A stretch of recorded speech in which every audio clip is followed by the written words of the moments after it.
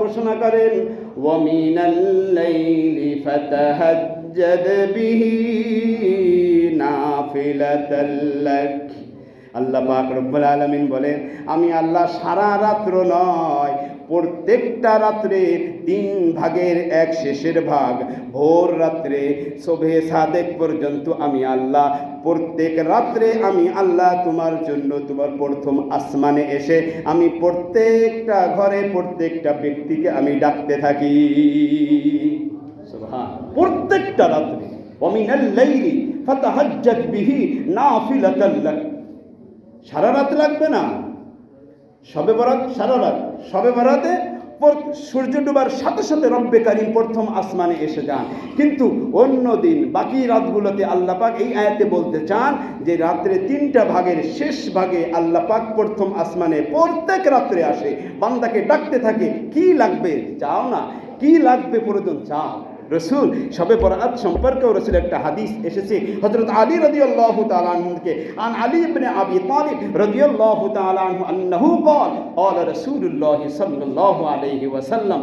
হযরত আলী রাদিয়াল্লাহু তাআলা আনহু রসুল থেকে হাদিস বর্ণনা করে বলেন, বিশ্বনবী বলেছেন, কি বলেছেন, ইযা কানাত লাইলাতুন নিসফি মিন শাবান, যখন অর্ধ শাবানের রাত্র পাও, যখন শাবান লাইলাতুন নিসফি মিন শাবান আসে, যখন শাবানের 15 তারিখের চাঁদ ওঠে, কুমু লাইলাহা, রাত্রটাকে ইবাদতে কাটাও, নামাজ পড়ো, নির্দিষ্ট না এই কয় রাকাত পড়তে হবে, যতটুকুন পারো ইবাদত করো। কুমু লাইলাহা, রাত্রটাকে ইবাদতে কাটাও, যে কয় রাকাত পারো জিকির করো, কোরআন তেলাওয়াত করো, তাসবিহ তাহলিল করো, ইস্তিগফার করো, তওবা করো, একটু আবার একটু রেস্ট নাও, যেভাবে পারো রাত্রটাকে ইবাদতে কাটাও। কুমু লাইলাহা, রাত্রে ইবাদতে কাটাও, দিনটা কাজে লাগাও। ওয়াসুমু ইয়াউমাহা ওয়াসুমু নাহারাহা, রাত দিনটাকে একটা রোজার মাধ্যমে দিনটাকে কাটিয়ে দাও।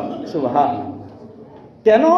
ফাইন্নাল্লাহা ইয়ানজিলু ফিহা লিগুরুবিশ শামসি ইলা সামাইদ দুনিয়া, কারণ আল্লাহ পাক প্রথম আসমানে নেমে আসেন, নেমে এসে কি বলেন, কি করেন, আলা মিন মুস্তাগফিরিন ফাগফিরালা, ও আমার বান্দা, আমার হক নষ্ট করেছো, রোজা রাখো নাই, নামাজ পড়ো নাই, বিভিন্ন অন্যায় করেছো, আমার হক তুমি নষ্ট করেছো, আসো আমার হক আমি মাফ করে দেব।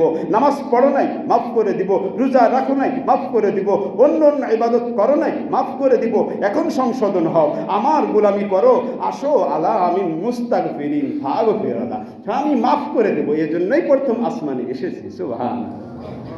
আলা মিন মুস্তাগফিরিন আলা মিন মুস্তাগফিরিন ফারজুক আলা মিন মুস্তারজিকিন ফারজুক, আসো, তোমার টাকা লাগবে, রিজিক লাগবে, রিজিকের কমতি, তোমার দুনিয়ার পাওয়া কিছু কমতি হয়েছে, আমার কাছে চাও, রিজিক চাও, ফারজুকা, আমি তাকে রিজিক দিব।